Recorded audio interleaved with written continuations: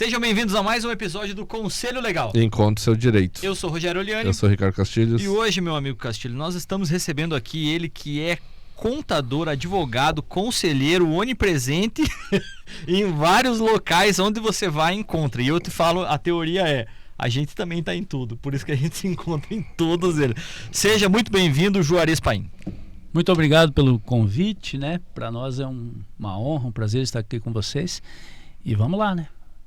Juarez Paim, que é um grande amigo, sempre se encontra nos eventos, nas associações, como, enfim, essa atividade aí, que acaba sendo uma atividade voluntária, né, Juarez?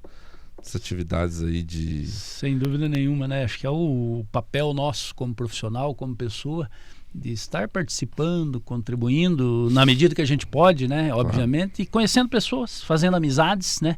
Nesse ambiente que a gente inclusive começou a se relacionar, né, Castilhos? Sim. E somos amigos e de repente surgem outros negócios, outras situações. Essa é a parte boa da vida, né? O mundo corporativo ele é feito disso, né? De pessoas que se encontram, se conectam e acabam entendendo que uma outra podem somar e isso é o network, né? E aí vai pra frente e um indica negócio pro outro e assim vai, né? Até fica um conselho aí pra quem tá nos escutando em casa, né? Um conselho legal. Um conselho legal.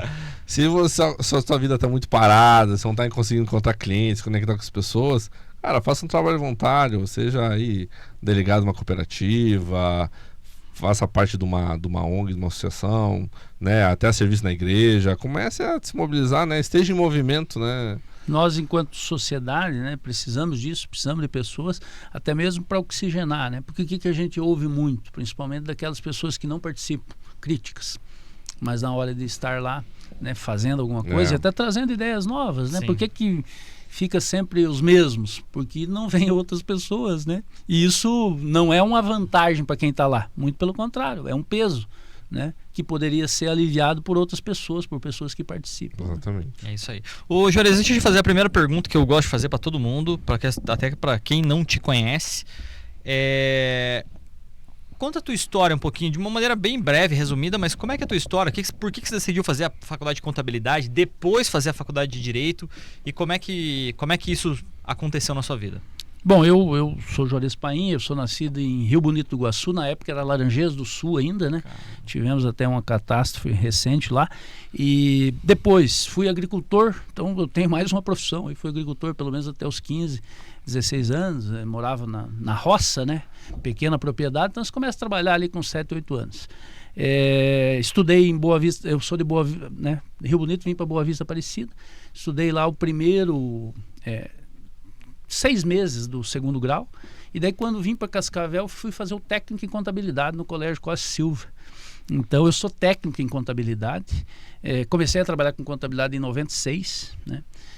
Logo depois que eu entrei ali no colégio, aí estagiei no Banco Meridional na época, né? Depois estagiei na Comisa, que era uma concessionária Chevrolet em Cascavel, atendo a família até hoje, né? Com a questão de hoje mais a parte de consultoria jurídica. E depois, em 98, saiu meu CRC. 99 saiu meu CRC. Né? E aí eu fiz um ano de economia. Naquela época, na Univel, a turma foi extinta por poucos alunos. E aí eu tinha a opção de ir para contabilidade, administração. Como eu já tinha o técnico em contabilidade ele tem uma pequena restrição.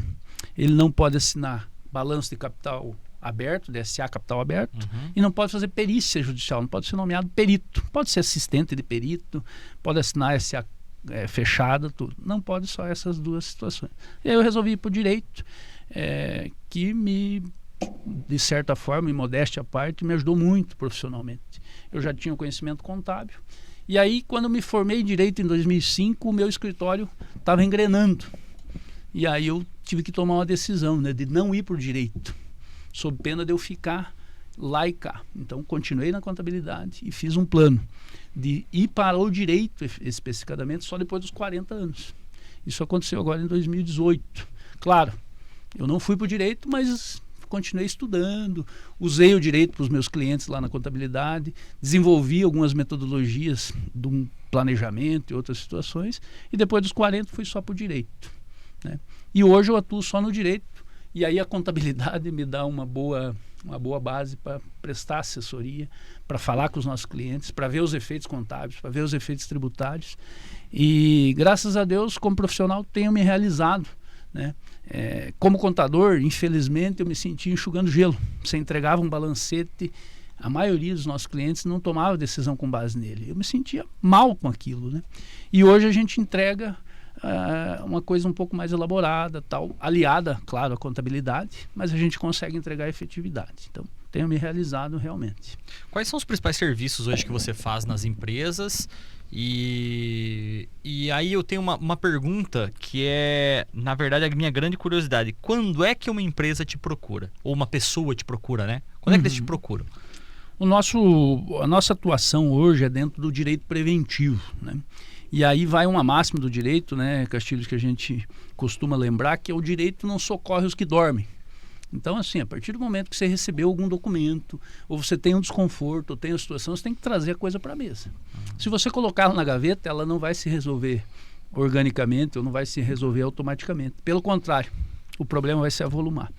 Então, no meu caso, hoje, o nosso escritório atua, inclusive, com várias empresas ou famílias ou clientes que já possuem uma assessoria robusta, às vezes, na área contábil, já possuem advogados até de outras áreas, e a gente alinha com esses profissionais um trabalho um pouco diferenciado que precisa deles também para dar certo. Então nós olhamos para a família, para os bens e para os negócios. Em algumas situações, focando. Não, eu preciso resolver primeiro um problema familiar. Ok, nós vamos primeiro para aquela situação. Mas o projeto, se eu for pegar o planejamento patrimonial como um todo, eu trato ele como um projeto. Normalmente com início, meio e fim.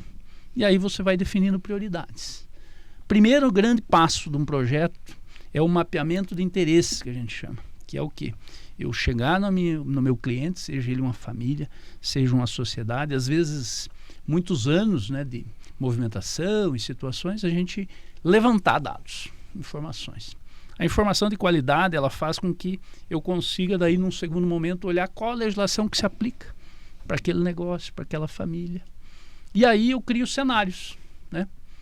Mais ou menos aqui, eu vou a São Paulo, eu posso ir até por Nova York para São Paulo, né? Posso ir por Cuiabá, mais perto talvez seja por Londrina, por Curitiba. Então, muitas vezes até preciso pegar um caminho mais longo para ir lá e resolver algumas situações.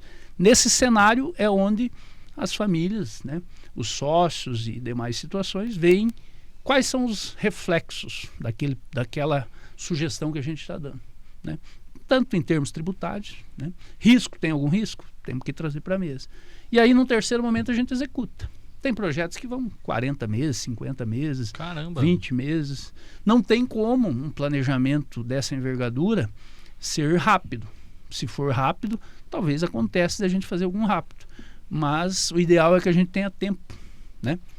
Efeitos contábeis não acontecem de uma hora para outra. Eu não posso, no estalar de dedos, resolver as situações. Então, eu preciso ter segurança. E muitas vezes até mesmo mudar alguns conceitos, não que a gente esteja certo, mas trazer para a mesa e definir algumas situações. Vocês têm bastante, no teu negócio, enfim, existe bastante risco com relação às alterações legislativas, né, Juarez? Do dia para a noite, tá tendo aí uma questão aí relacionada a holding, se vai para frente, se não vai. O que você tem para dizer a respeito dessas questões? Isso inclusive traz um pouco do que a gente falava no começo da questão da onipresença, e aqui eu gostaria também de comentar o seguinte: por isso que a gente tem que estar nas entidades, né? É lá que a gente consegue ser alguém, ter voz de repente para alterar uma legislação, para acompanhar o que está acontecendo, seja na Câmara Municipal aqui, seja na nossa Assembleia Legislativa, seja no Congresso Nacional, né? Então a gente tem acompanhado muito isso. Por exemplo, reforma tributária, eu vejo falar dela desde 2000, desde 98, aliás, que estava sendo trabalhado alguma coisa, desenhado ideias. Desenhado. Então você tem que estar atento a isso. Exatamente para quê? Para ver o reflexo disso lá no nosso cliente na ponta, né? Via de regra, se a gente está acompanhando isso, Castilhos, o que acontece? Nós conseguimos, de repente, antever algumas situações, por isso que a gente trabalha com o direito preventivo, e muitas vezes organizar as situações para o que virá, né? Você falou muito bem, nós estamos agora com tributação de altas rendas, né? Aí, por exemplo, tributação do ITCMD, a reforma trouxe a possibilidade do ITCMD, a necessidade constitucional do ITCMD ter progressividade. Paraná, por exemplo, eu pago o ITCMD de 4% se eu tenho um patrimônio de 100 mil ou um patrimônio de 100 milhões. Ainda não alterou, mas o governador do estado ou o governo do estado vai ter que alterar isso. São Paulo é a mesma coisa, 4% linear. Aí vem gente nas redes sociais e diz, acabou com a hold. Não é bem assim, então tem muitas informações também desencontradas. Por isso que, muitas vezes, a solução holding para você cabe, para você não. Muitas vezes a gente olha para um planejamento, você faz holding? Também, mas ela é uma ferramenta só. Eu posso lançar mão de várias outras, né? Muitas vezes nem abrindo uma holding. Então, falando de tributário, eu preciso pegar a informação, olhar para ela e desenhar caminhos onde eu posso trazer alguma oportunidade, né? Ou até mesmo um ajuste no preço, em último caso, né? Porque não tem como eu comprar isso por 5 e vender por 6 se o tributo, se a venda vai para 8 com o tributo e com os outros custos, né? Então, olhar para isso de uma maneira mais profissional, né? E preventiva. Essa questão da reforma tributária tem impactado bastante gente aí nesse sentido. E eu acho que a tua fala é específica nisso, que é importante que você tenha profissionais capacitados, porque muita gente vende, e eu já vi muita gente fazendo publicidade com relação a isso, que vende a ferramenta como solução. Que é, por exemplo, assim, o que é melhor para você? Se você fatura, eu já vi vídeos assim, né? Se você fatura mais de 100 mil, lucro real é muito melhor para você. E qual o negócio? Então, são pessoas especialistas em ferramentas. E eu tenho dito muito isso, que hoje o mercado precisa de pessoas, principalmente os empresários precisam de pessoas que entendam o global e que saibam de todas as ferramentas para que possa, sim, ter a melhor solução para aquilo. Mas assim, pegando o gancho da reforma tributária, como é que você enxerga aí qual é o impacto que você acha que vai ter aí na nossa sociedade e como é que nós vamos lidar com essa situação? Porque tá todo mundo meio tá todo mundo no mesmo barco, e Titanic é esse barco. Sem dúvida nenhuma. O que tem acontecido com a reforma? Nós temos esse problema, e acho que até no ambiente pessoal e no ambiente familiar, às vezes a gente, quando o negócio é meio complexo, a gente às vezes finge não ver ou nem quer ver, né? E quando eu falo de tributo, a maioria da população, né, a maioria a esmagadora não quer enxergar, né? Então a reforma já está aí, tem gente que ainda não começou, não caiu a ficha disso. Obviamente que o nosso trabalho ele é um pouco mais amplo, mas lá no chão de fábrica ou lá no dia a dia da contabilidade é preciso olhar para regime tributário, né? Muitas vezes, como que eu vou segregar uma atividade de outra e de repente obter uma vantagem por isso, tributariamente, uma vantagem totalmente alçada dentro das questões legais e contábeis, né? Então, não tem como não olhar para essa reforma e não ver um aumento da carga tributária, né? Outra medida que vai ser também muito impactante é o reflexo, inclusive, nas receitas dos municípios, nas receitas dos estados, né? Obviamente que o discurso do governo, e até para aprovar essa reforma, de certa forma, em tempo recorde, apesar dela ter sido discutida há muito tempo, a Câmara votou num dia, já teve uma votação em segunda e passou, e daí o Senado foi uns 6 meses, aprovou, foi embora, né? É a simplificação, que ao nosso ver não vai ocorrer de maneira tão básica assim. Nós temos várias previsões, inclusive dentro da Constituição, que vão tornar mais complexa ainda, né? Então, assim, o mundo fala de IVA, o Brasil já fala de IVA dual, então já criamos 2 IVAs, né? Caramba. Um IVA para tratar do tributo federal, CBS, né? Contribuição sobre bens e serviços, onde vai albergar ali PIS, COFINS e boa parte do IPI, o IPI nem vai ser extinto totalmente, e o IBS, que é o Imposto sobre Bens e Serviços, que é onde está o ICMS e o ISS. Então, no Brasil, nós temos o IVA dual. Isso já gera uma complexidade enorme. Além disso, temos o IS, que é o Imposto Seletivo, né? Que é alíquotas maiores para fumígeros ou outros produtos aí que podem causar dano à saúde ou ao meio ambiente.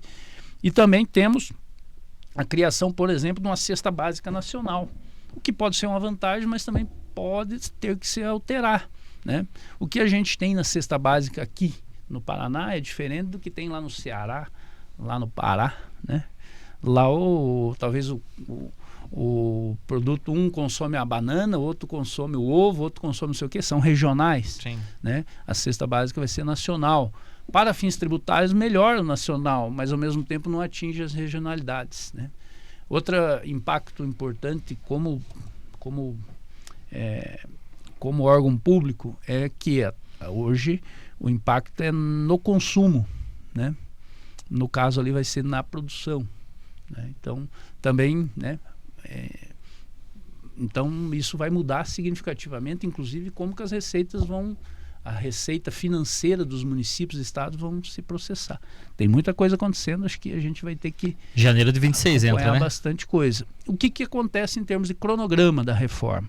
26 é uma fase de teste.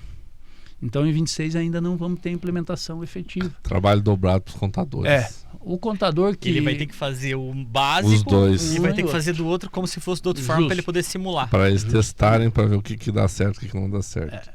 Então, em 26 ainda vai ser uma fase de teste. Mas em 27... Conhecendo o Brasil é bem provável, não, mas pode ser que 2026 na metade seja revogada a reforma tributária. Acho que não. Ela foi feita por uma emenda constitucional 132. Tem gente apostando nisso, mas eu não apostaria nisso. Ela vai vir goela abaixo. Então a minha sugestão é... Talvez eles prorroguem a aplicabilidade dela. Acho né? que não também, porque o cronograma é assim, Castilhos. Em 27 ela entra, daí em 29 se extingue uma primeira parte e em 33 a outra parte. Né? Então ela já está bem delimitada. Agora, é fato que vai ter duas contabilidades nesse período, não só em 27. Será que os contadores vão aumentar o preço? Entre 27 e 33. Será que os contadores vão aumentar o preço do serviço? O ideal é repassar, porque não existe milagre no negócio. Né? Não Senão tem o cara almoço não de consegue graça, atender, né?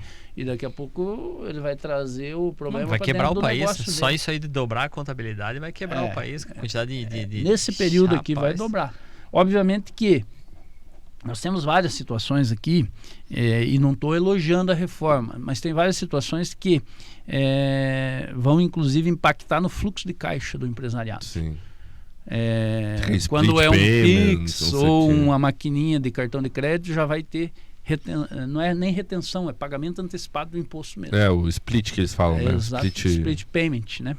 Então tem muita coisa acontecendo. Do cartão já vai segurar o dinheiro para o governo. Exatamente. E isso passa por outras estruturações, por exemplo, a nota de serviço nacional. Isso é um negócio legal, cara. Esse negócio inclusive pelo SESCAP, essa nota nacional. De fazer um padrão só de nota fiscal para o Brasil todo, porque, meu Deus, é muito bagunçado. Cada município fazer a sua. Vai facilitar muito com relação à até para você sistema, puxar notas tomadas, é bem... Bem Na verdade, isso já assim, entra em 27, não, né? O grande detalhe aí é o seguinte, né? O contribuinte vai ter que se organizar muito mais, porque fica muito mais fácil fiscalizar ele. Né? Não que ele queira dar o nó no governo, mas assim, vai ficar muito mais fácil. O governo vai estar com tudo na mão. Não é uma questão de dar nó no governo, é uma realidade de muitas empresas aí que o cara não tudo na mão. O cara não bota 100%. O governo vai estar com tudo na mão. Então, assim, a tendência é nós vamos ter um divisor de águas, o que pode ser até bom para o país, em termos de produtividade, ter uma nota única é melhor. Em termos de concorrência, se o meu concorrente não tributa tudo, eu tributo tudo, eu estou sendo prejudicado. Né? Agora vai ser todo mundo tributado. Vai ser mais fácil, não sei se vai ser todo mundo tributado, mas vai ser mais fácil do governo fiscalizar. Né? Isso também já é uma situação que nós não temos mais sigilo bancário já faz tempo, já caiu por decisões judiciais e legislações novas. Nós não temos várias outras garantias que o contribuinte até deveria ter, ao meu ver, juridicamente falando, que foram por água abaixo. Então o governo está com a faca e o queijo na mão. Quem não se organizar vai ficar para trás. É meio que abriu a porteira, né? Exatamente. Assim, por um lado, eu acredito que exista a vantagem de uma modernização estatal. A gente vê, por exemplo, a modernização na relação bancária com o Pix, né? O Pix foi uma revolução. Uma revolução aí no Brasil. A nível mundial, né? Aí você tem outra revolução, que é o tal do gov.br. Hoje, se você não souber mexer no tal do gov.br, você não exerce sua cidadania. Não é? O serviço tal, GovBR. Você não sei o que é GovBR. E acho que cada vez vai ficar pior, né? Eu não tenho GovBR, meu amigo. Você não consegue exercitar a tua cidadania, infelizmente. Vamos imaginar o seguinte. Mas o cara que recebe a aposentadoria no INSS, GovBR. Ele não recebe hoje se ele não tiver o Gov. Não. Todo mundo tem o Gov. Não, e assim, isso diminui um pouco as fraudes. Sim. Vamos imaginar aquela pessoa que não pode ter uma conta corrente, põe no nome de um terceiro. Isso vai diminuir, porque daqui a pouco é a mão, é a cara da pessoa que vai ter que identificar. Então muitas coisas vão melhorar. Por um lado, eu vejo uma modernização, uma digitalização do governo. Eu acho isso positivo, né? Sim. Se você for comparar, por exemplo, a Estônia, que é um país quase praticamente 100% digitalizado, os serviços do governo é tudo digitalizado, as coisas... Burocracia cai muito, tem um fluxo rápido, né? Diminui a própria corrupção. Às vezes a entrega do funcionário fica registrado, né? Tudo. Então, por esse lado, eu acho uma coisa positiva. O lado negativo é que o Brasil é um país muito grande e geralmente as coisas meio que enfiadas goela abaixo dão muito errado. Um exemplo disso é o tal do CAR, né? O Cadastro Ambiental Rural. Que aquilo ali, meu amigo, até hoje, os caras ainda tá um grande ponto de interrogação. Mas você sabe que esse negócio da reforma tributária, eu tava pensando, quando tava pensando assim, cara, talvez essa reforma tributária vai ser igual a LGPD. E eu já pensei assim, cara, isso aí vai mexer com o tributo federal, cara. Isso aí mexe com a bolsa do governo. Isso aí eles vão entulhar a goela abaixo e não vai ter como. Não vai ter como, porque tem muito dinheiro envolvido, É que em paralelo a isso, muita coisa está acontecendo. Você falou do CAR. Nós temos o CIB, né, que é o Código do Imóvel do Brasileiro. Sim. Que é o CPF dos imóveis, né? Que em princípio é implantado no rural, mas daqui a pouco isso vai ser nacional também. Sim. Então, por exemplo, eu não vou ter mais um cadastro imobiliário de Cascavel, um ali em Santa Teresa. Vai ser nacional esse cadastro imobiliário. Isso já vai abrir as portas para muita gente que não tributa um aluguel, uma coisa ou outra. Então, assim, o que nós temos que fazer como cidadão? Temos que sentar aqui, olhar para o teu negócio, olhar para a tua família e não ficar reclamando do governo. Fazer o que está na tua mão. Né? Porque se eu ficar reclamando do prefeito, do governador... Eu acho que até com relação ao exercício político é outro momento, né? Agora eu preciso olhar para o meu negócio e estruturar para que... E aí assim, em outro momento... eu vou exercitar meu direito político de protestar, né? E de poder fazer qualquer coisa. Agora, tá na tua mão. Agora, né? não fazer não é um exercício político. Tá na tua mão. Se você precisa aumentar as tuas vendas, você tem que tomar alguma atitude. É isso aí. Se você precisa diminuir teus custos, tem que tomar alguma atitude. E lá na tua empresa. Não adianta eu reclamar do governo, de não sei o quê, resolve o que não... Porque assim, a tendência é quando a gente tem dificuldade, é a gente esmorecer, é paralisar. E não é isso, né? Essa é a hora de procurar profissionais e procurar opções e talvez até mudar o negócio. A complexidade da reforma tributária faz com que o empresário hoje, aquilo que você falou, eu nem quero ver. Eu nem quero falar sobre isso agora, entendeu? Aí o cara vai esperar, que é o que normalmente os empresários fazem, cara, eu vou esperar o rojão e aí lá eu vou resolver, entendeu? O brasileiro não é assim, eu me antecipo, né, com relação aos problemas. Então é uma mudança de cultura que pode impactar bastante nos negócios. Pode. Né? Tá. No caso de família, então, Juarez, você senta com o pessoal, vê as expectativas e você começa a desenhar uma estratégia de sucessão. Justamente. O que a gente normalmente faz nesse primeiro grande passo de um planejamento? Mapeamento, depois cenário, depois execução e no final a gente entrega o livro da família. Então, nesse primeiro grande passo, inclusive, dentro do nosso projeto lá, nós temos uma entrevista com cada um dos familiares, se for o caso. O cliente que vai optar, obviamente, se ele vai querer ou não fazer essa entrevista. Nessa entrevista, a gente enxerga várias situações, né? Nós enxergamos várias situações. Por exemplo, às vezes alguma intriga, algum problema da família que está embaixo do tapete. Família com problema, cara? Louco, hein? Mas são problemas pequenos. E aí mas eu acho que os problemas são grandes.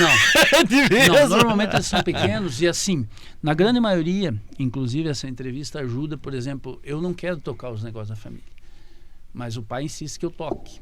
Quanto antes ele souber disso, tanto o filho quanto o pai, melhor. Sim. Esse é um problema. Claro o segundo problema que a gente constata, que faz uma diferença do caramba, é o seguinte: 30, 40 anos de diferença de idade. Não vão falar a mesma língua. Não. São gerações e gerações, outro tipo de culturas envolvidas. Estão no mesmo ambiente? Estão no mesmo ambiente, mas concepções totalmente diferentes uma da outra, muitas vezes na mesma linha, mas com palavras diferentes que geram o conflito. Então nós precisamos trazer isso para a mesa e dizer assim, vocês estão falando a mesma língua. Que beleza, né? Estão falando a mesma língua. Por que estão brigando então? Né? Ou porque eles estão em debate? Vamos trazer para a mesa, vamos ser de sede aqui ou ser daqui. É isso que vocês estão falando? Vamos para frente. Então essa entrevista ajuda muito. E aí outra coisa que a gente faz nesse primeiro grande passo é fazer a validação do patrimônio. Né? Por incrível que pareça, quando eu falo de patrimônio, vamos pegar um imóvel, que é patrimônio. Pode ter 6 valores. Todos esses 6 valores refletem muita coisa. Eu tenho o valor de custo, eu tenho quanto aquele imóvel vale no município, tenho quanto que ele vale para o Estado, quanto ele vale para a União, quanto que você acha que vale e quanto que o mercado te paga. Perfeito. Então eu preciso saber qual que é a vocação desse imóvel, qual que é o uso atual, qual que é a vocação. Pode acontecer de você fazer uma estrutura para uma situação, outra estrutura para outra. Nossa, mas isso é bem complexo, hein? Você precisa trazer para a mesa e criar a nossa entrega é o quê? O cliente nos dá a informação, nós levamos para o nosso laboratório, trazemos para ele um panorama, de uma maneira resumida, de uma maneira tranquila. E aí tomamos decisão com base nisso. Só que eu preciso validar isso. Sem validar isso, eu vou colocar a carroça na frente dos bois. Não, vamos abrir a hold. Bom, o que você quer com essa hold? Você só quer ir para um encontro de amigos, ou para o bar, ou para o clube, dizer que você tem uma hold? Qual é a vantagem de você ter uma hold? Então a gente entrega isso. Até mesmo para responder se não precisa ter a hold. Há uma confusão muito grande de nomenclaturas, né? A hold é uma empresa que é dona de outras empresas. O cara vai lá, abre um administrador de bens e já diz que tem a hold. Tudo bem, se faz bem para ele, tranquilo. Mas é preciso ele saber o conceito dessa administradora. Que bens ele vai trazer para aquela administradora. Eu tenho um veículo, vou colocar nessa empresa, não vou? Qual que é o risco, qual que é o não risco? Normalmente a gente não sugere que o veículo não venha. O veículo traz um risco para ele. Não que eu queira dar nó na praça, mas eu bati o carro. Pode dar uma indenização milionária. Se está tudo junto. Né? Pode bloquear salário, pode bloquear coisa, pode travar um negócio. Então tem que olhar de maneira ampla, Castilho. Se eu não olhar de maneira ampla, eu vou errar. Eu tenho que, por isso que falar em 30 meses, um planejamento olhando para a família, bens e negócios, não é muito tempo, né? Porque eu posso ir 3, 4, 5 meses validando para que eu tenha confiança. Até porque o tempo passa muito rápido, né? Nessa fase lá. E aí, nossa, isso tá preparado? É algo assim, deve ser o quê? 5% das famílias que fazem isso, cara? Que tem empresa.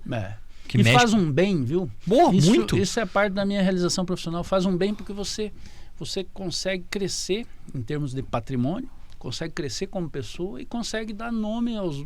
Inclusive, vou fazer um protocolo de família.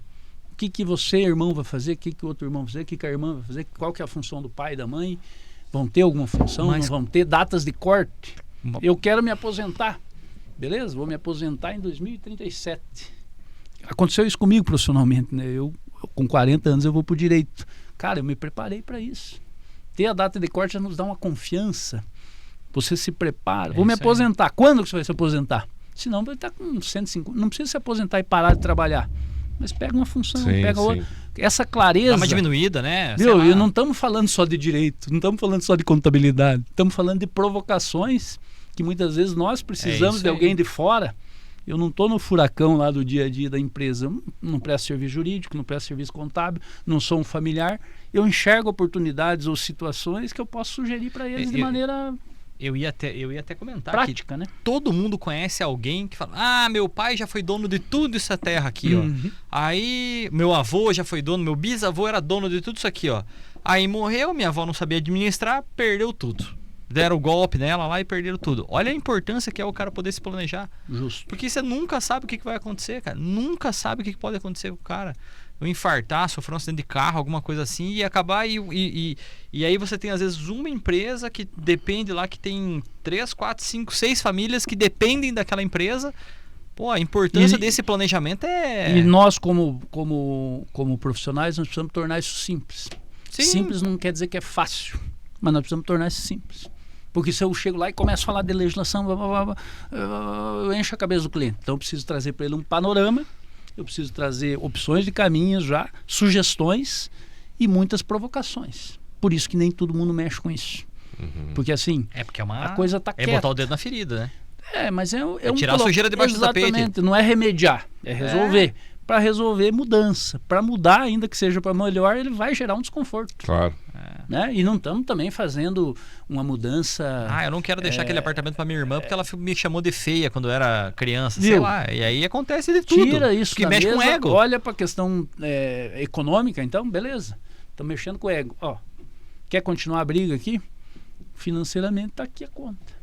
Muitas vezes até pode seguir a briga, mas muitas vezes a pessoa cai na real, né? Vê que a questão econômica ela é importante para a família. Porque veja, por que a gente olha para a família, para os bens e para os negócios? Via de regra, os negócios é a galinha dos ovos de ouro. Sim. Então assim, eu preciso que o negócio oxigene, eu preciso que o negócio se torne perene.